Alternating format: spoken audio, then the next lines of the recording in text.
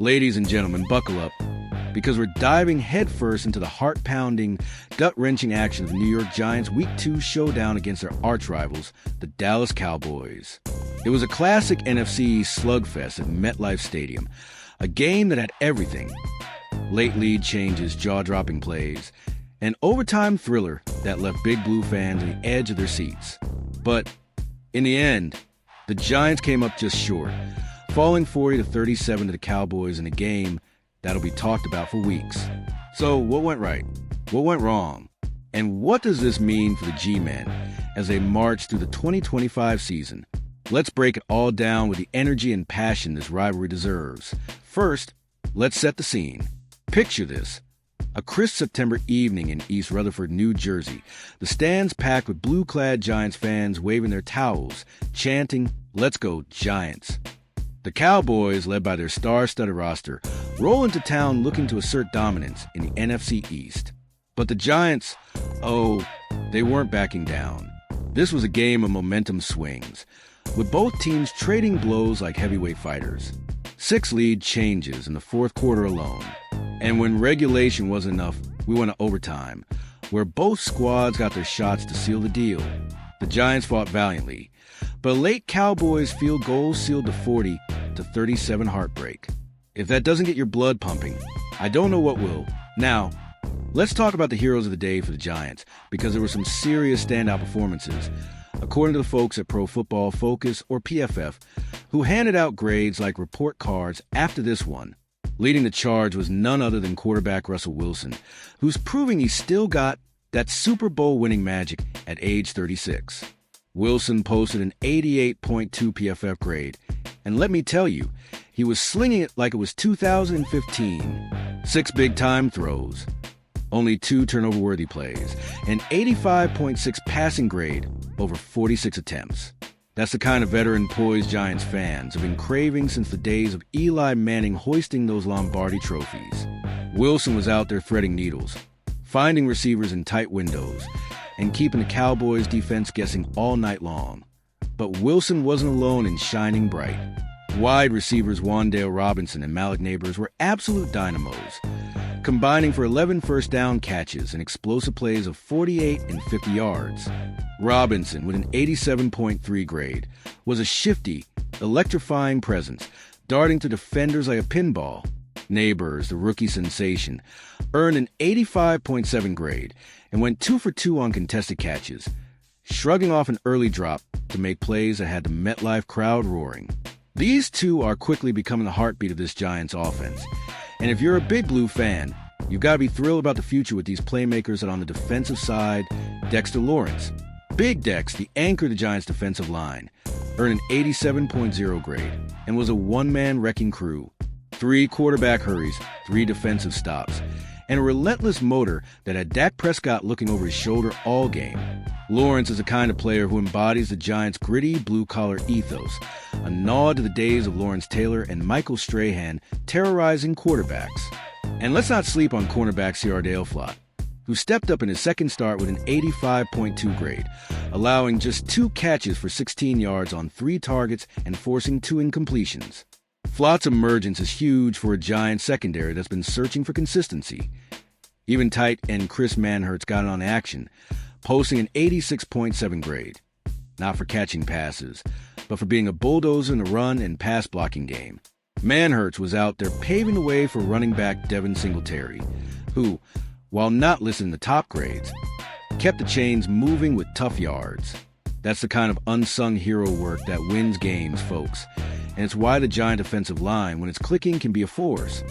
But as thrilling as those performances were, it wasn't all sunshine and rainbows for the G-Men. The PFF grades also highlighted some players who struggled, and we've got to be honest about where things went wrong. Left tackle James Hudson had a day to forget. Folks, his 17.2 grade is the kind of number that gives offensive linemen nightmares. For penalties on the opening drive alone, yikes. Hudson was pulled early, and you can bet head coach Brian Dable and offensive line coach Carmen Bricillo will be working overtime to address that. The Giant offensive line has been a work in progress, and games like this show how critical it is to protect Wilson and open lanes for the run game. Linebacker Swayze Bozeman, stepping in due to injuries, had a rough outing with a 27.4 grade. In just 5 snaps, he gave up a catch for 11 yards, and it's clear the Giants missed their usual linebacking core. Cornerback Deonte Banks, who's been demoted down the depth chart, didn't fare much better with a 39.1 grade, allowing a 16-yard reception and missing 2 tackles. Center John Michael Schmitz Jr., a key piece of the offensive line, struggled with a 43.6 grade, giving up 2 pressures and posting subpar run-blocking marks. And rookie outside linebacker Abdul Carter, despite flashing with 3 quarterback hurries, ended up with a 44.8 grade, dragged down by missed tackles and run defense. Now, let's pump the brakes on Carter for a second. Was he really as bad as that grade suggests? I'm not so sure. The kid was getting after the quarterback, and for a rookie in his second NFL game, that's a promising sign. PFF seems to have docked him heavily for his run defense, but you can see the potential there. Giants fans, remember when a young Jason Pierre-Paul was figuring things out? Carter could be cut from that same cloth. A raw talent who just needs time to polish his game. So, what's the bigger picture here? Let's zoom out and put this game in context. The Giants are now 0-2 to start the 2025 season. And while that's not where any fan wants to be, this loss showed a lot of fight. Unlike their Week 1 stumble, where the offense sputtered, this was a high-octane performance that could have gone either way. The Giants racked up 37 points against the Cowboys defense that's no slouch, and they did it with a mix of veteran savvy from Wilson and youthful exuberance from Neighbors and Robinson. Compare that to last season, when the Giants averaged just 15.6 points per game, and you can see the progress under Daboll's offensive system. Historically, the Giants-Cowboys rivalry has been a marquee matchup, and this game lived up to the hype. Think back to the 2007 playoffs, when Eli Manning and the Giants shocked the Cowboys in Dallas en route to their Super Bowl 42 upset over the undefeated Patriots. Or 2011, when Big Blue swept Dallas in the regular season and rode that momentum to another Super Bowl title. This franchise knows how to rise to the occasion against their NFC East foes. And even in defeat, you can feel the fire still burning in this team. Let's bring in a fictional expert to weigh in. I caught up with former Giants linebacker Carl Banks. Okay, in my imagination, but bear with me, who had this to say. This Giants team has heart, no question. Russell Wilson is playing like he's got something to prove, and those young receivers are special. But the offensive line and secondary need to tighten up if they're going to make a run in this division. Couldn't have said it better myself, Carl. Now, let's talk tactics. The Giants' game plan was clear. Let Wilson air it out and lean on their playmakers to stretch the field. Offensive coordinator Mike Kafka dialed up a balanced attack, mixing deep shots to Neighbors and Robinson with quick underneath routes to keep the Cowboys linebackers honest. On defense, coordinator Shane Bowen threw a variety of looks at Dak Prescott, with Dexter Lawrence leading a fierce pass rush that generated consistent pressure.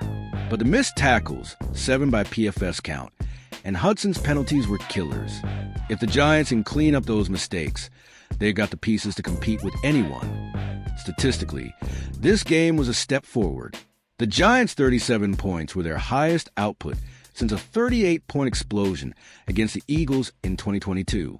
Wilson's 46 pass attempts were a career high for him in a Giants uniform, and his 85.6 passing grade is among the top marks for any quarterback in Week 2. Neighbors and Robinson's 11 first down catches accounted for 55% of the Giants' total first downs, a sign of how critical they are to this offense. On the flip side, the defense allowed 40 points, the most since a 44-point drubbing by the Vikings in 2022. That a red flag, especially with tough NFC East matchups against the Eagles and Commanders looming. What about the fans? I can only imagine the roller coaster of emotions at MetLife. 1 minute, you're screaming as Neighbors hauls in a 50-yard bomb. The next, you're groaning as Hudson's false start stalls a drive. Giants fans are some of the most passionate in the NFL, and they've been through it all. 2 Super Bowl titles in the Eli Manning era, the heartbreak of the Odell Beckham Jr. trade, and the rebuilding years under GM Joe Schoen. This game was a microcosm of that journey. Flashes of brilliance, moment of frustration, and a whole lot of fight that let's sprinkle in a little culture for fun. This Giants-Cowboys clash had all the drama of a blockbuster movie. Think Any Given Sunday meets The Dark Knight. You got Russell Wilson as a grizzled veteran, Malik Nabers as a young hotshot, and Dexter Lawrence as the unstoppable force. Throw in the Cowboys' Hollywood flair, and it's no wonder this game trended on X for hours after the final whistle. Speaking of X, fans were buzzing with takes like, Nabers is him, and can we get an O-line that doesn't implode? The passion is real. Folks, looking ahead, what does this loss mean for Giants? At 0-2, they're in a tough spot, but the NFC East is wide open. The Eagles are dealing with their own drama. The Commanders are still finding their identity, and the Cowboys, while 2-0, showed vulnerabilities that the Giants exploited. The playoffs might be a long shot, but a strong showing in the division could keep them in the wild card hunt. If Wilson stays healthy, Nabers and Robinson keep growing, and the defense tightens up, this team could surprise some people. Plus, with the 2026 draft on the horizon, every game is a chance to evaluate young talent like Abdul Carter and C.O.R. Daleflot. For a bit of Giants history, let's remember the glory days. The Giants have 4 Super Bowl titles, 1986, 1990, 2007, and 2011, and their upset wins over the Patriots in Super Bowls 42 and XLVI are the stuff of legend. David Tyree's helmet catch, Mario Manningham's sideline grab. These are moments etched in NFL history. The current roster may not be at that level yet, but games like this show they've got the heart to get there. And let's not forget the MetLife Stadium magic.